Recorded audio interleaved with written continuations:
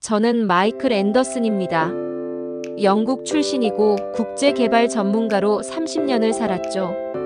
제가 하는 일은 간단합니다. 국가의 시스템을 분석하고 데이터를 추출하고 보고서를 쓰는 겁니다. 감정은 배제합니다. 수치만 믿죠. 그게 제 원칙이었습니다. 감동의 항해 지금 시작합니다. 사람 하나가 국가 시스템을 뒤흔들 수 있습니까? 저는 불가능하다고 봤습니다. 그런데 도쿄발 뉴스 하나가 제 논리를 박살냈죠. 일본 여성 기자 한국행. 모든 걸 버리고 강릉에 정착했다는 겁니다. 대체 무슨 일이 벌어진 겁니까? 그날 아침이었습니다. 저는 호텔방에서 일본 신문을 펼쳤죠. 일면에 박힌 기사 제목이 눈에 들어왔습니다. 유명 기자 리코 한국 도예가와 결혼 후 강릉 정착. 저는 그 문장을 3번 읽었습니다. 리코라는 이름은 낯설지 않았습니다. 일본 언론계에서 잘 나가던 기자였죠. 정치 스캔들을 파헤치고 권력층을 압박하던 사람이었습니다. 그런 사람이 모든 걸 버렸다는 겁니까? 커리어도 명성도 연봉도 다 내던지고 한국 시골 마을로 갔다는 겁니까? 말이 안 됐습니다. 저는 냉소적으로 웃었죠. 감정적이고 비합리적이다. 그게 제 첫 반응이었습니다. 그런데 이상했습니다. 일본 언론의 반응 속도가 너무 빨랐거든요. 불과 이틀 만에 600개가 넘는 기사가 쏟아졌습니다. 비난, 조롱, 분석, 추측. 모든 게 폭발적이었죠. 저는 멈췄습니다. 왜 이렇게 빠르지? 데이터 분석가로서 제가 배운 건 이겁니다. 반응이 과도하면 그 안에 뭔가 있다는 겁니다. 감춰진 균열이 있다는 거죠. 일본 사회가 이렇게 격렬하게 반응한다는 건 이게 단순한 개인의 선택이 아니라는 뜻이었습니다. 저는 노트북을 열었습니다. 리코에 대한 정보를 검색했죠. 42세, 도쿄 출신, 주요 일간지 정치부 기자 15년 경력, 수상 경력 5번, 그리고 한국행. 왜입니까? 저는 강릉이라는 도시를 검색했습니다. 인구 20만 명 남짓한 해안 도시. 관광지로 유명하지만 그게 다였습니다. 도예 산업? 미미했습니다. 경제 규모? 작았죠. 그런 곳에 일본의 유명 기자가 정착했다는 겁니까? 저는 손가락을 멈췄습니다. 화면에 박힌 문장 하나가 제 시선을 붙잡았죠. 그녀는 한국에서 자신을 찾았다고 말했다. 자신을 찾았다? 그 문장이 제 머릿속을 파고들었습니다. 저는 30년간 수많은 국가를 분석했습니다. 경제 시스템, 사회 구조, 문화적 역학. 그런데 자신을 찾는다는 표현은 데이터로 측정할 수 없었죠.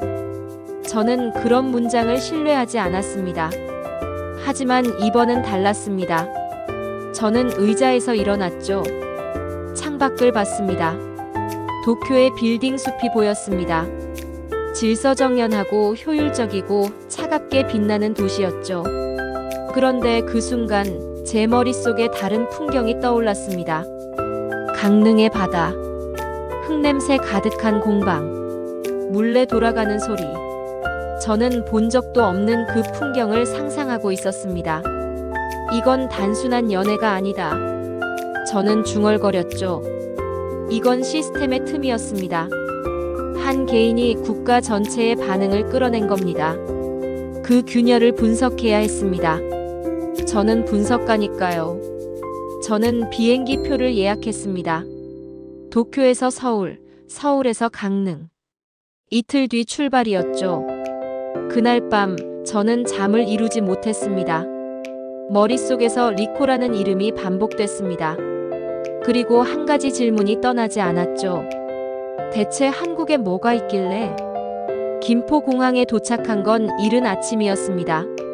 저는 입국장을 빠져나오며 주변을 관찰했죠. 사람들의 움직임이 달랐습니다. 빠르지만 서두르지 않았습니다. 효율적이지만 냉정하지 않았죠. 이상했습니다.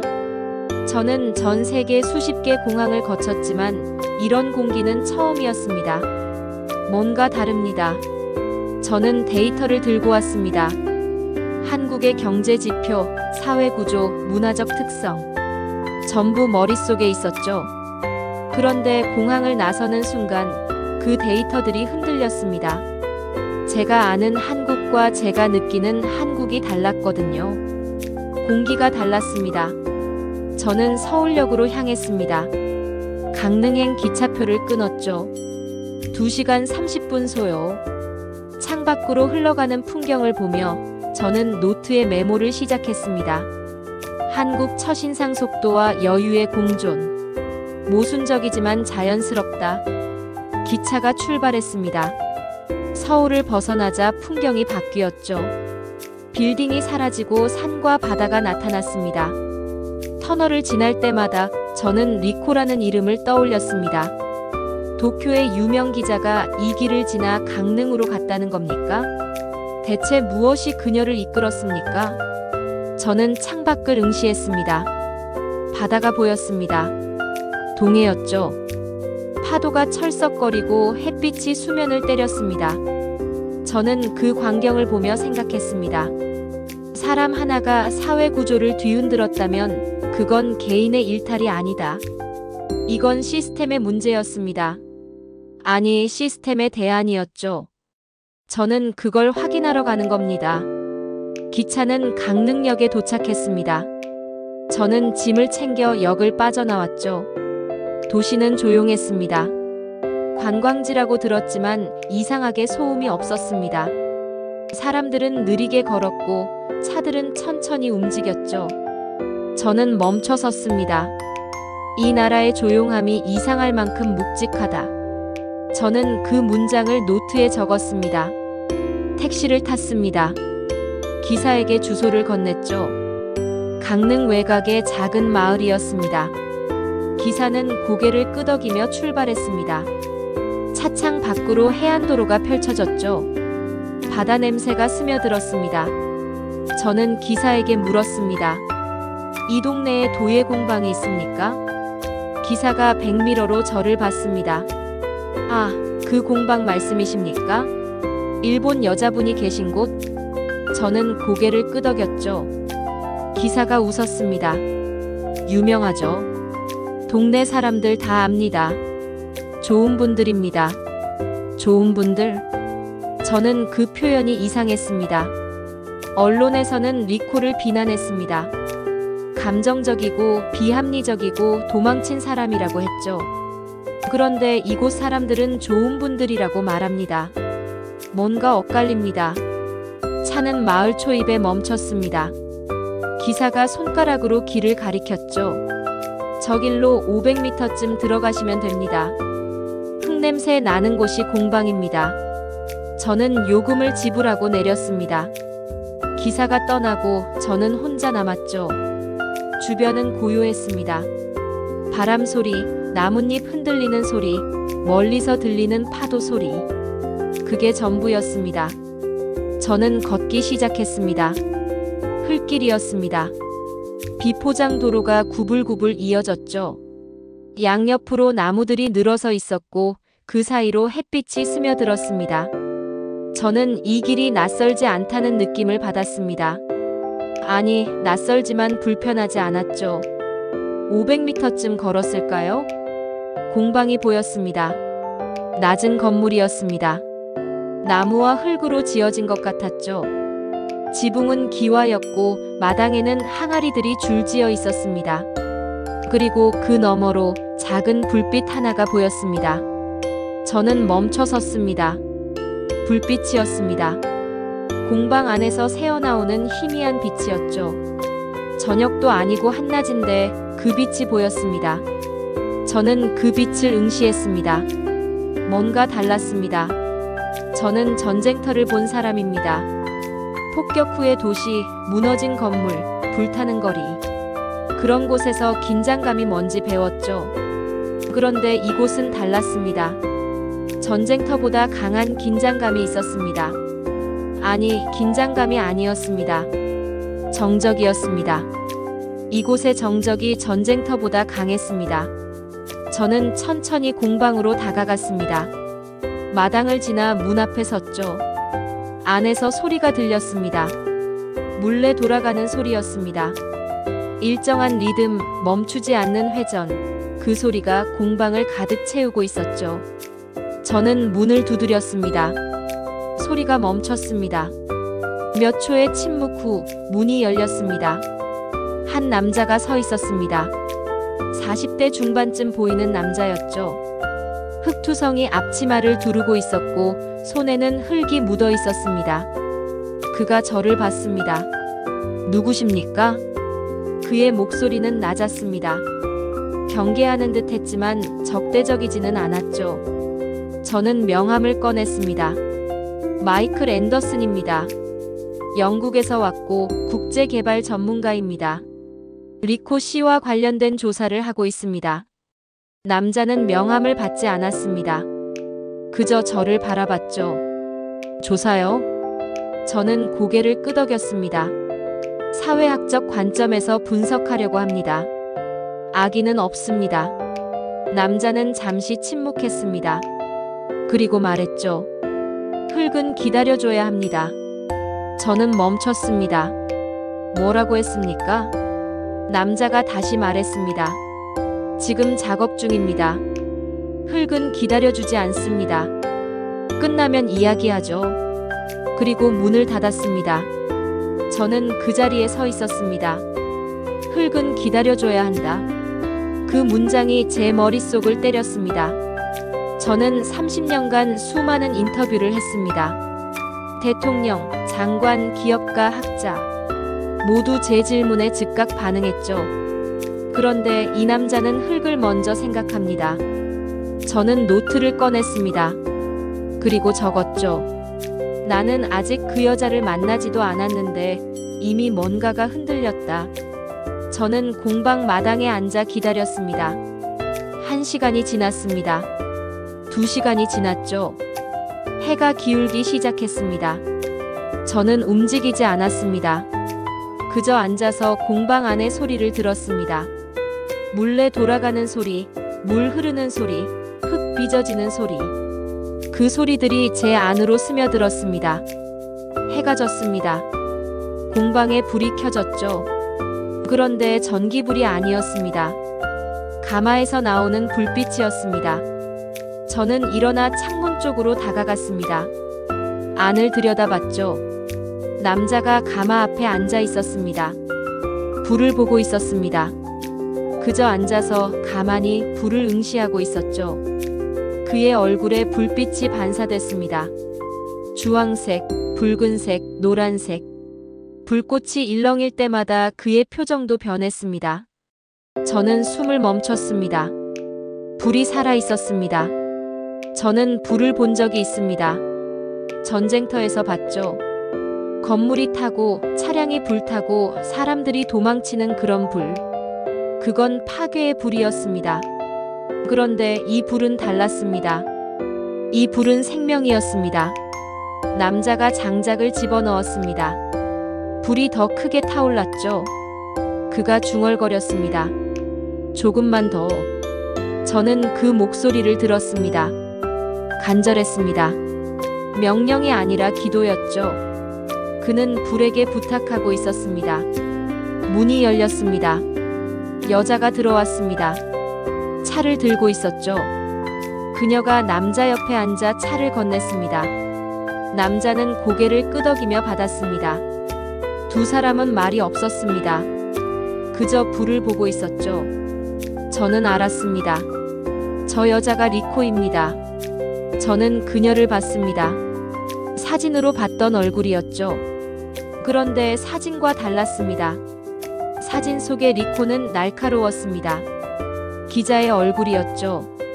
카메라를 향해 당당하게 서 있던 여자였습니다. 그런데 지금 리코는 달랐습니다. 부드러웠습니다. 아니, 부드럽다는 표현도 맞지 않았습니다. 그녀는 평화로웠습니다.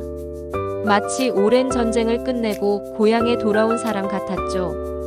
저는 그 순간을 이해했습니다. 그녀는 도망친 게 아니었습니다. 돌아온 겁니다.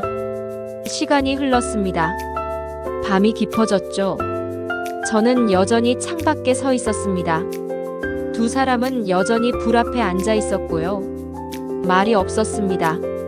그저 불을 지켰습니다. 저는 깨달았습니다. 이건 노동이 아니었습니다. 의식이었죠. 새벽이 왔습니다. 불이 약해졌습니다. 남자가 일어나 가마문을 열었죠. 열기가 쏟아져 나왔습니다. 그 안에서 항아리 하나가 보였습니다. 붉게 빛나고 있었죠. 남자가 말했습니다. 됐습니다. 리코가 미소 지었습니다. 저는 그 미소를 봤습니다. 그 미소 안에 모든 게 담겨 있었습니다. 안도, 기쁨, 감사, 그리고 사랑. 하지만 그 사랑은 제가 아는 사랑이 아니었습니다. 이건 회복이었습니다. 문이 열렸습니다. 남자가 밖으로 나왔죠. 저를 봤습니다. 아직 계셨습니까? 저는 고개를 끄덕였습니다. 밤새 불을 지키셨습니까? 남자가 웃었습니다. 불은 거짓말을 하지 않습니다. 지켜줘야 합니다. 그 말이 제 가슴을 쳤습니다. 불은 거짓말을 하지 않는다. 저는 30년간 거짓말을 봤습니다. 정치인의 거짓말, 기업의 거짓말, 보고서의 거짓말, 수치도 거짓말을 합니다. 통계도 조작됩니다. 그런데 이 남자는 불은 거짓말을 하지 않는다고 말합니다. 저는 물었습니다. 불이 뭡니까? 남자가 저를 봤습니다. 진심입니다. 저는 멈췄습니다. 진심? 남자가 계속 말했습니다. 불은 온도로 말합니다. 색깔로 말하죠. 거짓이 없습니다. 뜨거우면 뜨겁고 식으면 식습니다. 사람도 그래야 합니다. 저는 아무 말도 하지 못했습니다. 리코가 밖으로 나왔습니다. 저를 봤죠. 놀라지 않았습니다. 마치 제가 올 줄 알았다는 듯이 미소 지었습니다. 차 한잔 하시겠습니까? 저는 고개를 끄덕였습니다. 우리는 마당에 앉았습니다. 리코가 차를 따랐죠. 김이 올라왔습니다. 저는 그 김을 보며 물었습니다. 왜 여기 오셨습니까? 리코가 잠시 침묵했습니다. 그리고 말했죠. 도망친 게 아닙니다. 찾은 겁니다. 뭘 찾으셨습니까? 저를요? 저는 그 대답을 이해할 수 없었습니다.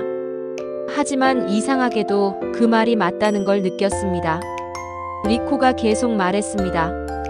도쿄에서 저는 기자였습니다. 질문하고 파헤치고 폭로하는 사람이었죠. 그런데 어느 순간 제가 누군지 몰라졌습니다. 전 기계였습니다. 저는 숨을 죽였습니다.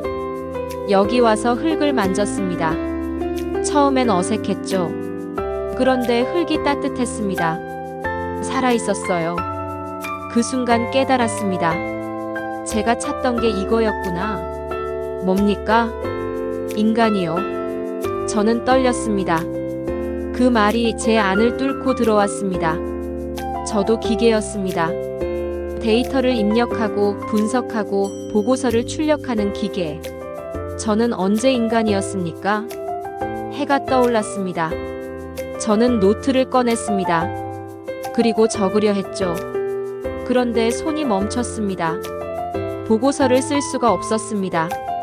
데이터를 정리할 수가 없었죠. 저는 일기를 쓰기 시작했습니다. 나는 지금 데이터를 보고 있는가? 아니면 인간을 보고 있는가? 그 문장을 쓰는 순간 저는 무너졌습니다. 30년이 흔들렸습니다. 저는 서울로 돌아왔습니다. 호텔방에 앉아 노트북을 켰죠.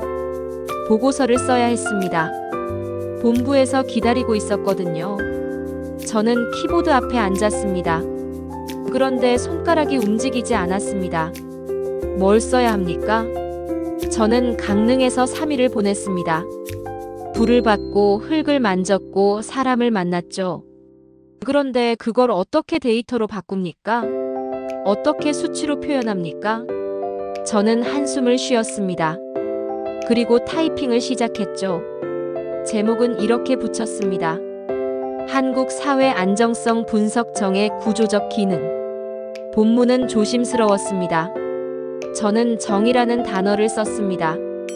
한국어로 이라고 하죠. 감정이 아니라 관계의 온도였습니다.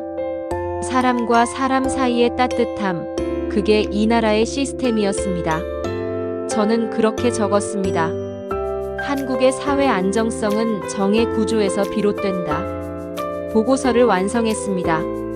20페이지였죠. 저는 파일을 첨부해 본부로 보냈습니다. 그리고 기다렸습니다. 답장이 왔습니다. 빨랐습니다. 너무 빨랐죠. 본부장의 메일이었습니다. 마이클, 이게 뭡니까? 정. 과학적 근거가 어디 있습니까? 측정 가능한 데이터를 원합니다. 감정적 서술은 보고서가 아닙니다. 저는 화면을 응시했습니다. 감정적 서술? 저는 30년간 감정을 배제하고 살았습니다. 그런 제가 감정적이라는 소리를 듣습니까? 저는 본대로 적었을 뿐입니다. 불을 받고 사람을 받고 진심을 받습니다. 그게 감정입니까? 저는 답장을 쓰지 않았습니다. 다음 날 아침이었습니다. 호텔 로비에서 신문을 집어들었죠. 일본 신문이었습니다. 일면에 기사가 박혀 있었습니다. 외국 분석가 한국 편향 보고서 작성 논란. 저는 얼어붙었습니다. 기사는 저를 언급하고 있었습니다. 제 이름이 나왔습니다. 영국 출신 마이클 앤더슨, 객관성 상실, 그런 문장들이 가득했죠. 그리고 리코에 대한 비난도 이어졌습니다. 한국에 도망친 여성 기자, 이제는 외국 전문가까지 포섭. 저는 신문을 내려놨습니다. 포섭? 저는 누구에게도 포섭당하지 않았습니다. 저는 본대로 적었을 뿐입니다. 그런데 그들은 제 문장을 찢었습니다. 제 진심을 왜곡했죠. 저는 분노했습니다. 하지만 동시에 이해했습니다. 그들은 두려운 겁니다. 정이라는 단어가 두려운 거죠. 왜냐하면 그건 측정할 수 없으니까요. 통제할 수 없으니까요. 저는 결심했습니다. 다시 강릉으로 가야 합니다. 기차를 탔습니다. 똑같은 노선이었죠. 서울에서 강릉까지 2시간 30분. 창밖으로 똑같은 풍경이 흘러갔습니다. 그런데 이번엔 달랐습니다. 저는 도망가는 게 아니었습니다. 돌아가는 겁니다. 강릉역에 도착했습니다. 택시를 타고 공방으로 향했죠. 마을이 보였습니다. 여전히 조용했습니다. 세상은 시끄러웠지만 이곳은 고요했습니다. 공방에 도착했습니다. 남자가 마당에 있었습니다. 물레를 돌리고 있었죠. 저를 보더니 손을 멈췄습니다. 돌아오셨습니까? 저는 고개를 끄덕였습니다. 남자가 웃었습니다. 세상이 시끄럽죠? 어떻게 아십니까? 신문 봤습니다. 당신 이름 나오더군요. 저는 침묵했습니다. 남자가 말했습니다. 세상은 변합니다. 그런데 흙은 안 변하죠. 물레도 안 변합니다. 불도 마찬가지고요. 저는 그를 봤습니다. 당신은 화나지 않습니까? 리코 씨를 비난하는데 당신까지 욕먹는데 화나지 않습니까? 남자가 고개를 저었습니다. 화내면 흙이 망가집니다. 마음이 흔들리면 손도 흔들리거든요. 저는 흙을 망가뜨릴 수 없습니다. 저는 숨을 멈췄습니다.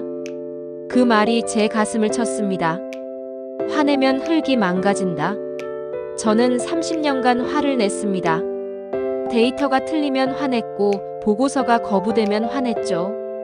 그런데 이 남자는 흙을 지키기 위해 화를 참습니다. 저는 물었습니다. 당신에게 흙이 뭡니까? 남자가 손을 멈췄습니다. 그리고 말했죠. 생명입니다. 저는 떨렸습니다. 남자가 계속 말했습니다. 흙은 숨 쉽니다. 물을 먹고 불을 견디고 형태를 만들죠. 그리고 사람을 담습니다. 밥그릇이 되고 차 잔이 되고 항아리가 됩니다. 이게 생명 아닙니까? 저는 고개를 숙였습니다. 남자가 다시 물레를 돌렸습니다. 당신은 보고서를 쓰죠. 저는 그릇을 만듭니다. 다를 거 없습니다. 둘 다 사람을 닮는 일이니까요. 저는 그 자리에 주저앉았습니다. 노트를 꺼냈습니다. 그리고 적었죠. 나는 데이터를 믿던 사람이다. 하지만 지금은 불을 믿는다. 그 문장을 쓰는 순간 저는 확신했습니다. 이건 연구가 아니었습니다. 증언이었습니다. 저는 세상에게 말해야 합니다. 그들이 정을 수치로 증명하라 했지만 저는 불로 증명하겠습니다. 그들이 제 문장을 찢었지만 진심은 불에 타지 않습니다. 해가 기울었습니다. 남자의 물레는 여전히 돌아가고 있었습니다. 그 소리가 세상의 소음보다 강했습니다. 저는 깨달았습니다. 한국은 아직도 불을 지키는 나라입니다. 전화가 왔습니다. 본부였습니다. 저는 전화를 받지 않았죠. 다시 울렸습니다. 또 받지 않았습니다. 세 번째 울렸을 때 저는 받았습니다. 마이클, 즉시 귀국하십시오. 본부장의 목소리였습니다. 차갑고 단호했죠. 무슨 일입니까? 무슨 일이냐고요? 당신이 객관성을 잃었습니다. 언론이 난리입니다. 당신 보고서가 문제가 됐어요. 저는 침묵했습니다. 마이클, 듣고 있습니까? 당장 돌아오십시오. 이건 명령입니다. 저는 천천히 말했습니다. 거절하겠습니다. 뭐라고요? 저는 여기 남겠습니다. 전화가 끊겼습니다. 저는 핸드폰을 내려놨습니다. 손이 떨렸습니다. 30년 커리어가 흔들리고 있었죠. 그런데 이상했습니다. 두렵지 않았습니다. 오히려 자유로웠습니다. 그날 밤 눈이 내렸습니다. 처음엔 가볍게 내렸죠. 그런데 점점 거세졌습니다. 폭설이었습니다. 바람이 불고 눈이 쏟아졌습니다. 저는 창밖을 봤습니다. 세상이 하얗게 덮이고 있었죠. 새벽이 왔습니다. 전기가 나갔습니다. 마을 전체가 어둠에 잠겼죠. 저는 옷을 껴입고 밖으로 나갔습니다. 공방으로 향했습니다. 눈이 무릎까지 쌓였습니다. 걷기 힘들었죠.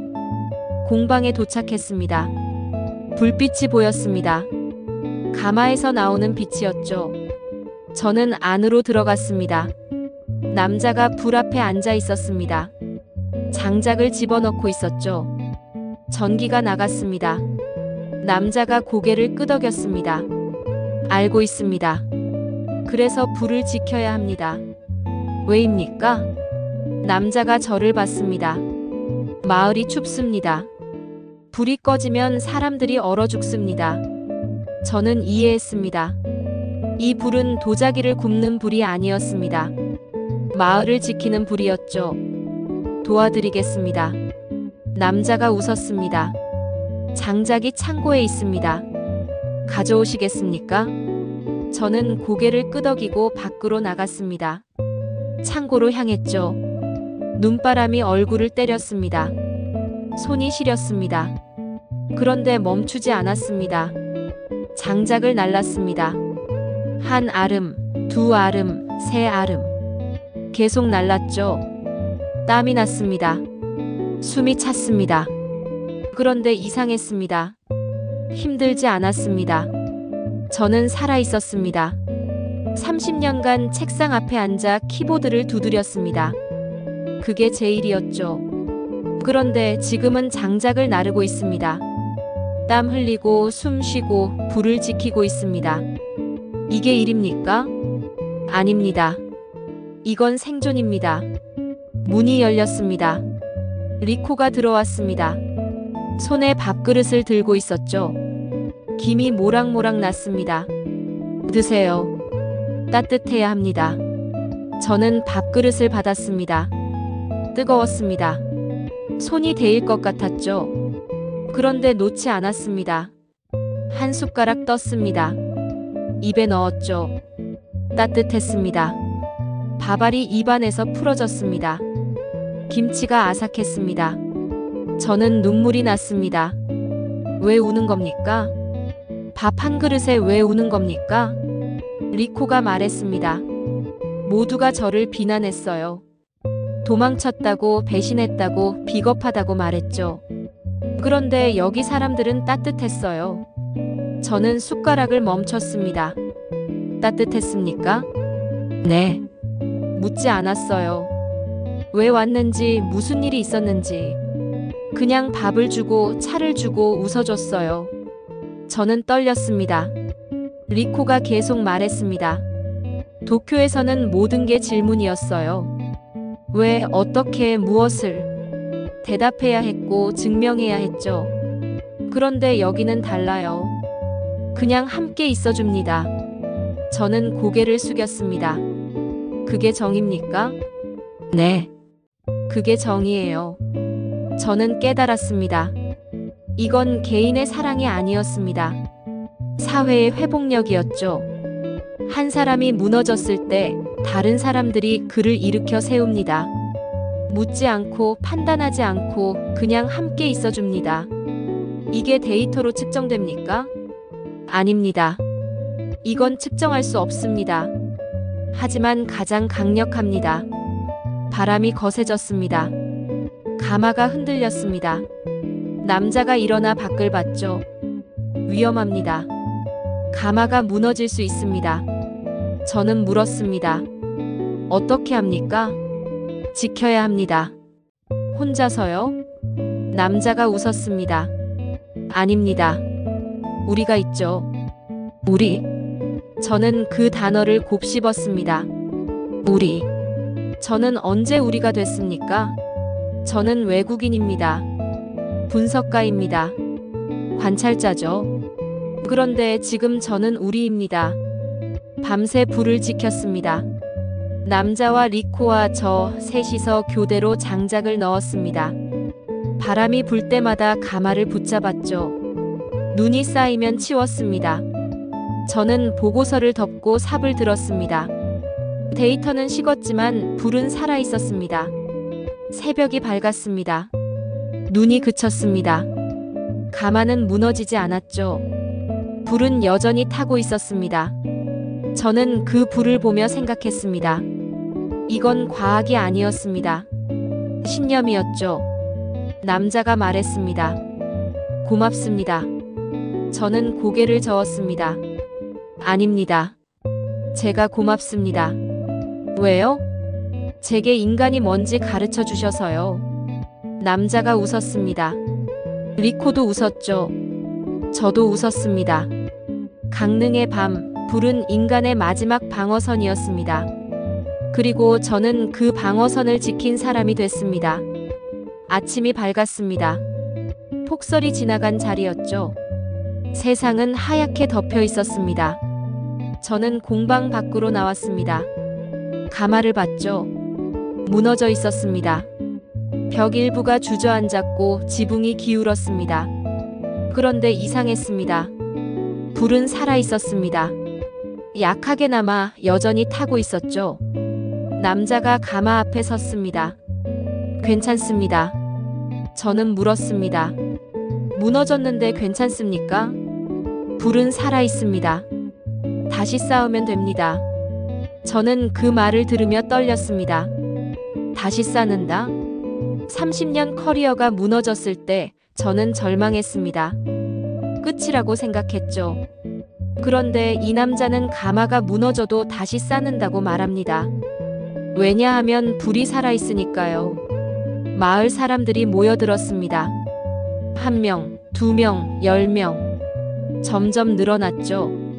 그들은 아무 말 없이 벽돌을 나르기 시작했습니다. 시멘트를 섞고 흙을 다졌습니다. 저도 함께 했습니다. 벽돌을 날랐습니다. 무거웠죠. 손에 물집이 잡혔습니다. 그런데 멈추지 않았습니다. 옆에서 할머니 한 분이 말했습니다. 고맙습니다. 저는 고개를 저었습니다. 제가 고마워야죠.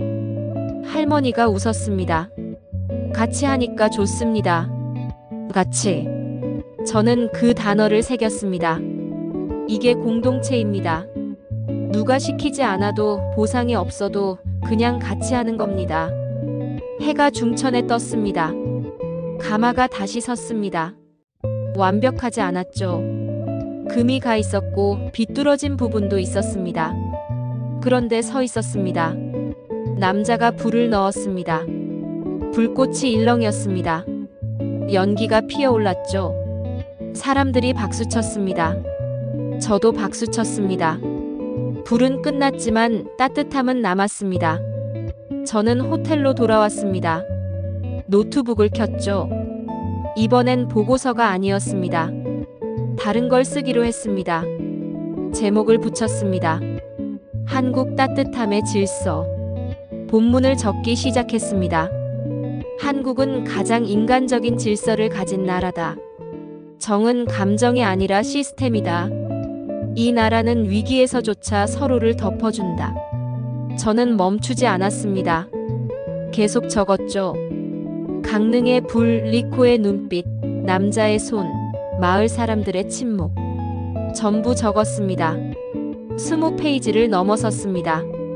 30페이지가 됐죠. 40페이지를 채웠습니다. 저는 쉬지 않고 썼습니다. 이건 보고서가 아니었습니다. 증언이었죠. 새벽이 왔습니다. 완성했습니다. 저는 파일을 저장했습니다. 그리고 본부로 보냈습니다. 이번엔 제목을 메일에 적었습니다. 이게 제 마지막 보고서입니다. 전화가 왔습니다. 본부장이었습니다. 목소리가 떨렸죠. 마이클, 이게 뭡니까? 보고서입니다. 보고서? 이건 시입니다. 시야. 저는 침묵했습니다. 본부장이 계속 말했습니다. 당신은 미쳤습니까? 정의 시스템이라고요? 따뜻함이 질서라고요? 이게 과학입니까? 저는 천천히 말했습니다. 과학이 아닙니다. 진실입니다. 진실? 당신은 분석가입니다. 감정가가 아니에요. 그렇다면 저는 이제 감정가입니다. 침묵이 흘렀습니다. 본부장이 한숨을 쉬었습니다. 마이클, 당신 경력이 끝납니다. 알고 있습니다. 후회하지 않습니까? 저는 웃었습니다. 아닙니다. 지금이 제 인생에서 가장 후회 없는 순간입니다. 전화가 끊겼습니다. 저는 핸드폰을 내려놨습니다. 그리고 창밖을 봤죠. 해가 떠오르고 있었습니다. 저는 강릉으로 향했습니다. 마지막으로 바다를 보고 싶었습니다. 택시를 타고 해안으로 갔죠. 파도가 철썩거렸습니다. 바람이 불었습니다. 저는 모래 위에 섰습니다. 공방이 멀리 보였습니다. 연기가 피어오르고 있었죠. 불이 타고 있다는 증거였습니다. 저는 그 연기를 보며 웃었습니다.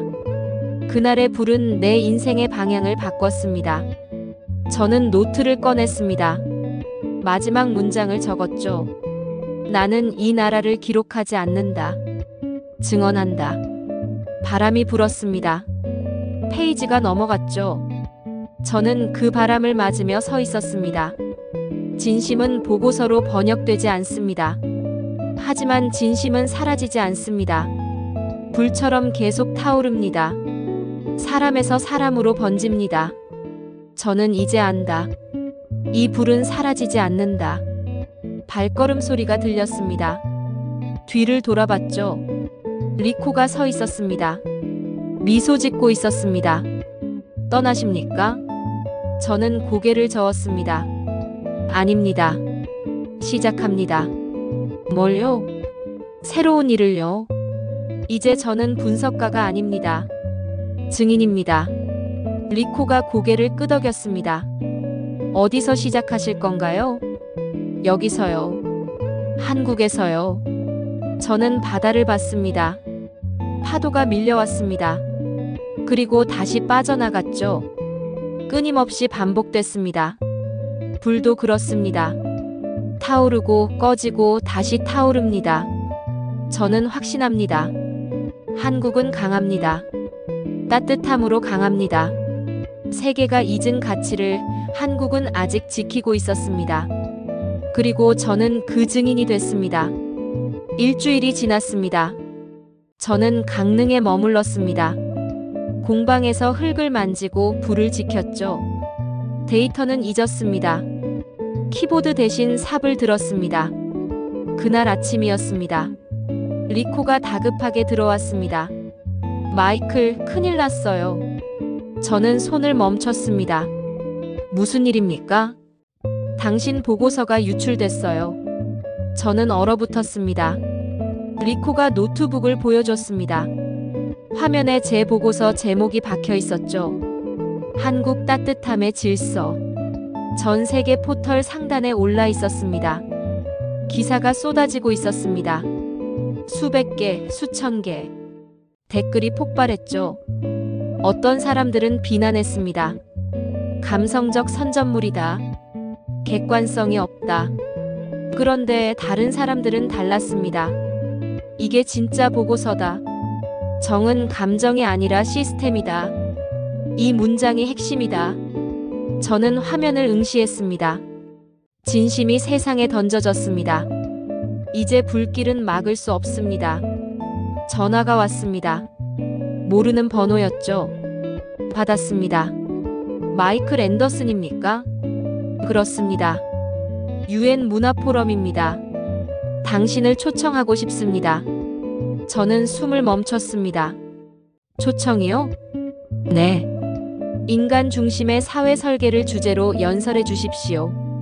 전 세계가 당신 보고서를 주목하고 있습니다. 저는 침묵했습니다. 전 세계? 언제입니까? 2주 금요일입니다. 제네바에서요. 사흘 후였습니다. 저는 대답했습니다. 가겠습니다. 전화를 끊었습니다. 손이 떨렸죠. 30년 커리어를 버렸는데 이제 유엔이 부릅니다. 이게 뭡니까? 남자가 물레를 멈췄습니다. 가십니까? 가야 할 것 같습니다. 왜요? 저는 글을 봤습니다. 말해야 합니다. 당신들의 이야기를요. 남자가 웃었습니다. 우리 이야기가 아닙니다. 당신 이야기죠. 저는 고개를 저었습니다. 아닙니다. 이건 당신들 것입니다. 저는 그저 옮길 뿐입니다. 남자가 흙을 집어들었습니다. 제 손에 쥐어줬죠. 이거 가져가세요. 이게 뭡니까? 강릉 흙입니다. 연단에 설 때 이걸 쥐고 계세요. 그럼 떨리지 않습니다. 저는 흙을 받았습니다. 따뜻했습니다. 사흘 후 저는 제네바에 있었습니다. UN 문화포럼 대회장이었죠. 1000명이 넘는 사람들이 앉아 있었습니다. 학자들, 정치인들, 언론인들 모두 저를 보고 있었습니다. 저는 연단에 섰습니다. 손에 강릉 흙을 쥐었죠. 떨림이 멈췄습니다. 마이크 앞에 섰습니다. 저는 마이클 앤더슨입니다. 30년간 데이터를 믿었습니다. 청중이 조용해졌습니다. 그런데 한국에서 배운 건 단 하나였습니다. 수치보다 강한 게 있다는 겁니다. 저는 흙을 들어 올렸습니다. 이게 강릉 흙입니다. 데이터로 측정할 수 없습니다. 그런데 이 흙이 사람을 살립니다. 청중이 숨죽였습니다. 저는 계속 말했습니다. 한국은 강합니다. 기술이 아니라 진심으로요. 그들은 빠르지 않습니다. 하지만 결코 멈추지 않습니다. 그들의 불은 산업의 불이 아니라 인간의 불입니다. 저는 목소리를 높였습니다. 정은 감정이 아닙니다. 시스템입니다. 사람과 사람 사이의 온도입니다. 그 온도가 사회를 지탱합니다. 위기가 와도 무너지지 않습니다.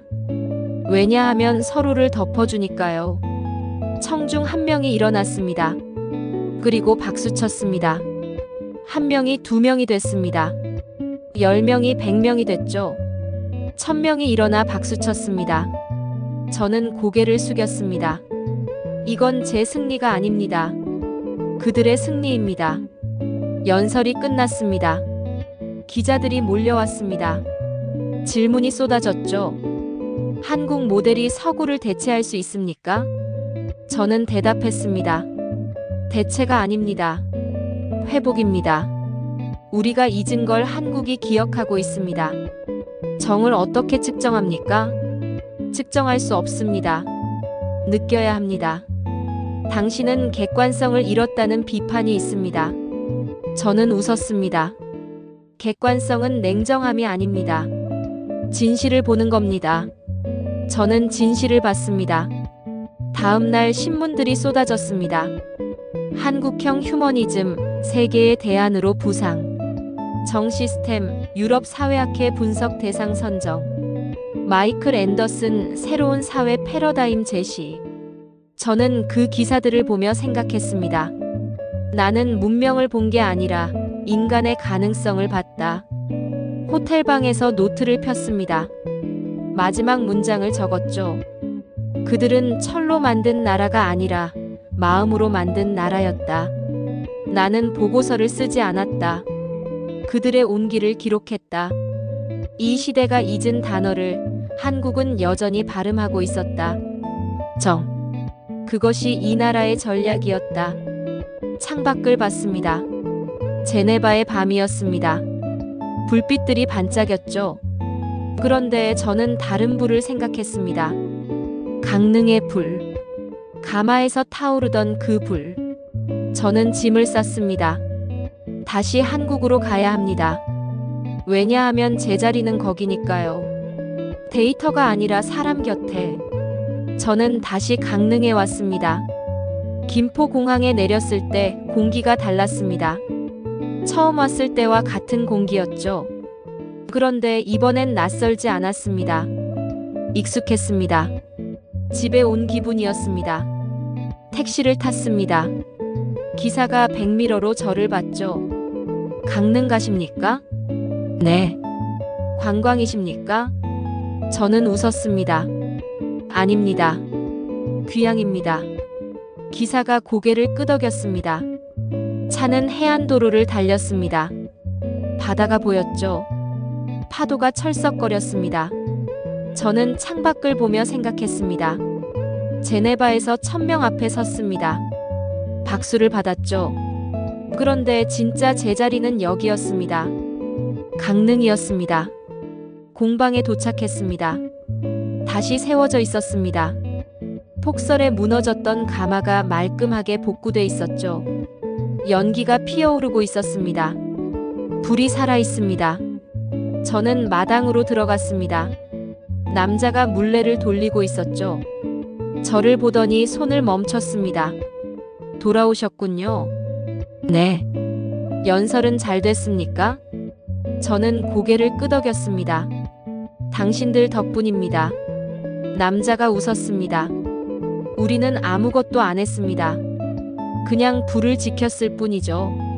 저는 그 말을 새겼습니다. 그냥 불을 지켰다. 그게 전부입니다. 그게 다입니다. 특별한 전략도 거창한 계획도 없었습니다. 그냥 불을 지켰습니다. 사람을 지켰습니다. 그게 한국입니다. 리코가 마당으로 나왔습니다. 차를 들고 있었죠. 저에게 건넸습니다. 고생하셨어요. 저는 차를 받았습니다. 아닙니다. 제가 배웠습니다. 뭘요? 사람이 뭔지요. 리코가 미소 지었습니다. 우리는 마당에 앉았습니다. 해가 기울고 있었죠. 석양이 공방을 물들였습니다. 주황빛이었습니다. 불빛 같았습니다. 저는 리코에게 물었습니다. 후회하십니까? 뭘요? 도쿄를 떠난 것을요? 리코가 고개를 저었습니다. 아니요. 전 여기서 저를 찾았어요. 도쿄에선 기자였지만 여기선 사람이에요. 저는 그 말을 이해했습니다. 저도 마찬가지였습니다. 영국에선 분석가였지만 여기선 증인입니다. 데이터를 다루던 사람에서 진심을 전하는 사람으로 바뀌었습니다. 리코가 말했습니다. 한국 정부가 새 프로젝트를 시작한대요. 무슨 프로젝트입니까? 전기반 지역 재생이요. 마을마다 공동체를 회복시키는 거래요. 당신 보고서가 영향을 줬대요. 저는 놀랐습니다. 제 보고서가요? 리코가 계속 말했습니다. 젊은 사람들이 시골로 내려오고 있어요. 온기의 경제를 만들겠대요. 당신이 증언했잖아요. 따뜻함도 전략이 될 수 있다고요. 저는 가슴이 뜨거워졌습니다. 불이 번지고 있었습니다. 강릉에서 시작된 불이 한국 전역으로 번지고 있었습니다. 해가 졌습니다.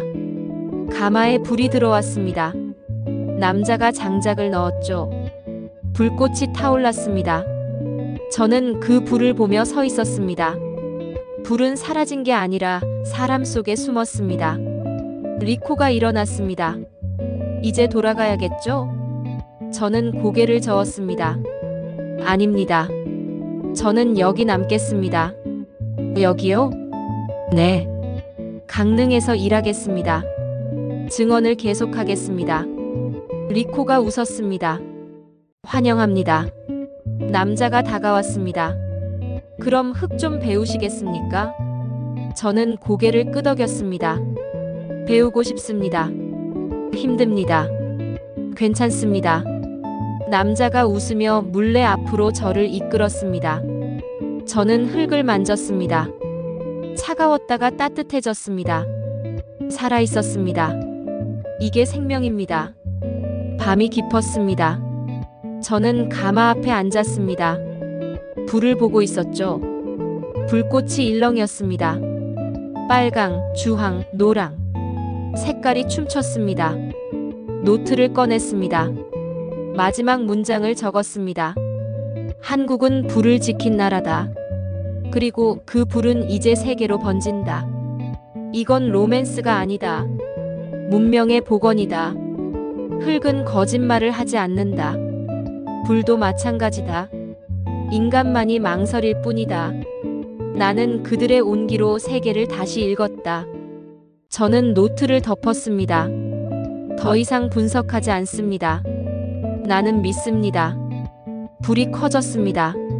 저는 일어나 장작을 넣었습니다. 불꽃이 더 크게 타올랐죠.